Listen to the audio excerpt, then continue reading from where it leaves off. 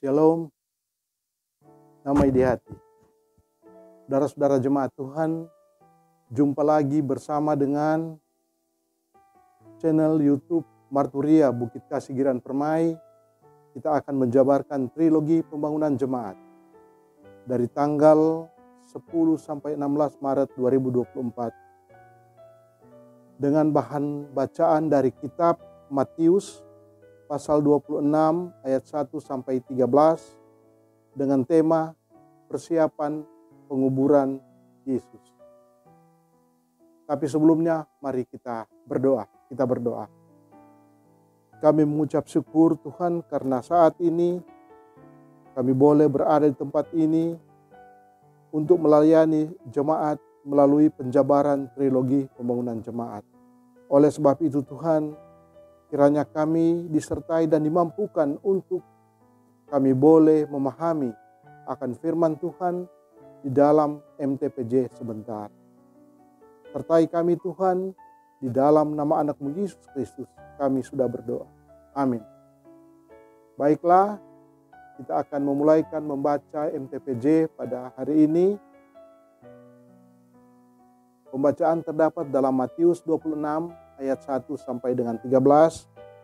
Bunyinya demikian.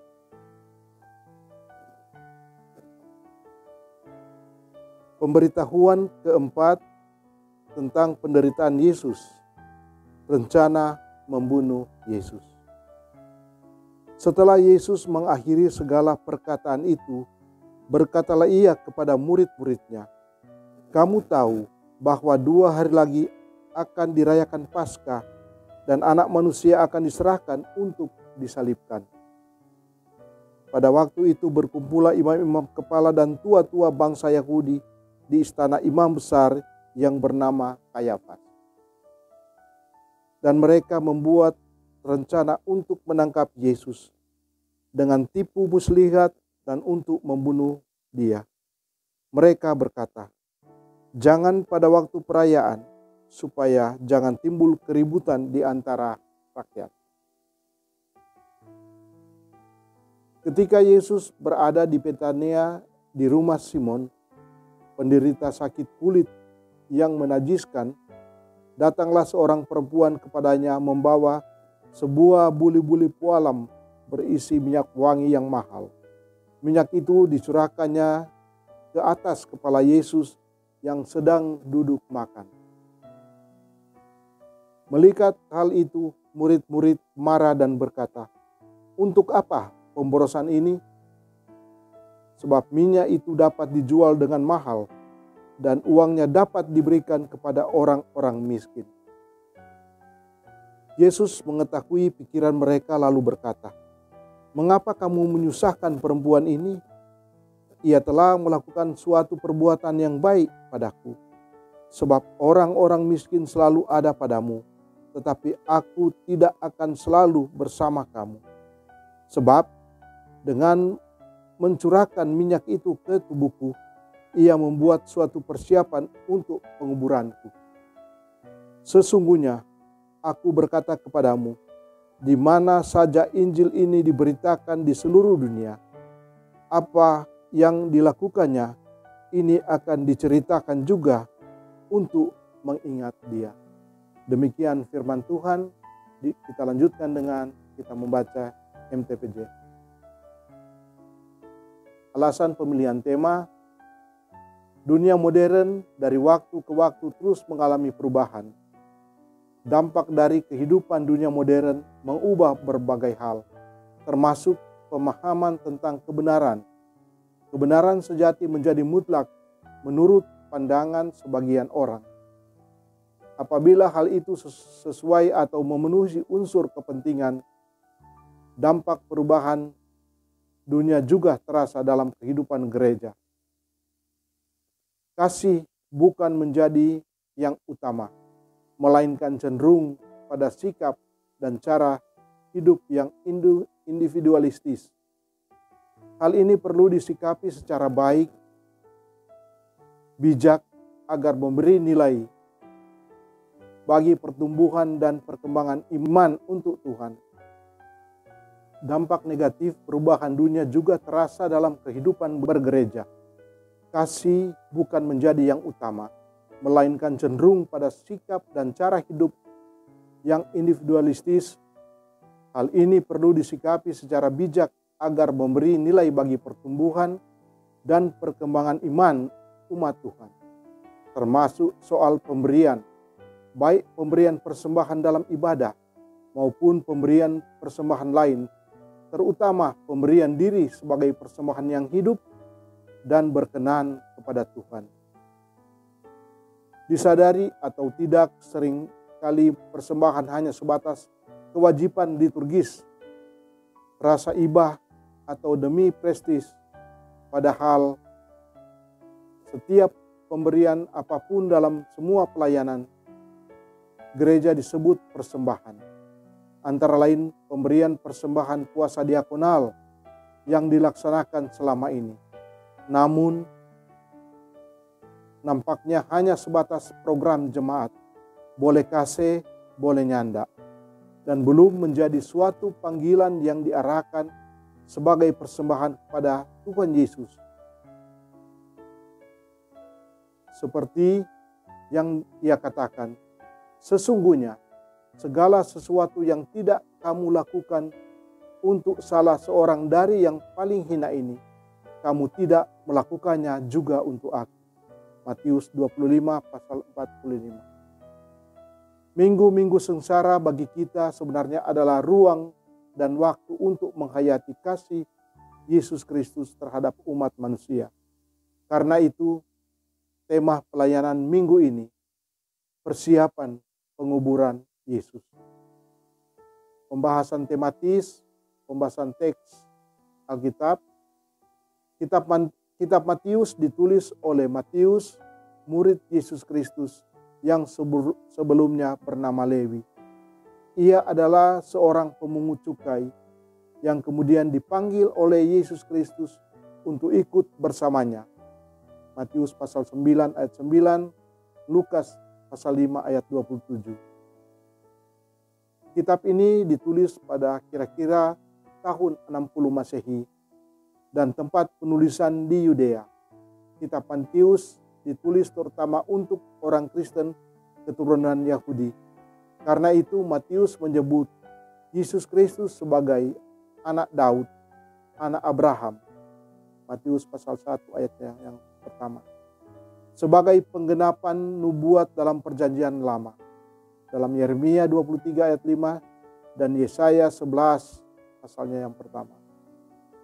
Perikop Matius 26 ayat 1 sampai 13 terdiri dari dua bagian, yakni ayat 1 sampai yang kelima tentang pemufakatan dan persekongkolan jahat dari imam-imam kepala dan tua-tua Yahudi untuk membunuh Yesus Kristus.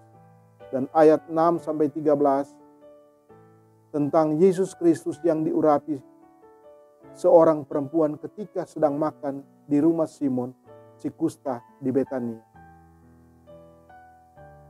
Ayat 1 dan 2, Yesus Kristus sebagai anak manusia mengingatkan kembali kepada para murid bahwa Paskah sudah dekat. Sebagai perayaan besar tentang kelepasan nenek moyang mereka dari Mesir. Namun Yesus Kristus mengarahkan mereka pada apa yang akan dialami oleh anak manusia. Dengan demikian, sangat jelas dalam bagian ini bahwa Yesus Kristus telah menubuatkan tentang penyalipan dirinya dan waktunya tinggal 2 hari sesudah perkataannya itu. Maksud dari perkataan Yesus Kristus ini sebenarnya untuk mempersiapkan para murid menghadapi peristiwa Paskah sekaligus penyalipannya. Ayat 3 sampai 5, Kayafas ditunjuk sebagai imam besar di Yerusalem oleh gubernur Romawi Valerius Gratus kira-kira tahun 18 sampai 36 Masehi. Tugasnya ialah mengawasi para imam yang bertugas di bait Allah. Tapi juga ia memberi kewenangan oleh pemerintahan Romawi memimpin suatu mahkamah agama yang terdiri dari para imam dan tua-tua Yahudi. pemerintahan Romawi memberi kuasa pada mahkamah ini untuk membuat keputusan berkaitan dengan masalah-masalah keagamaan setempat.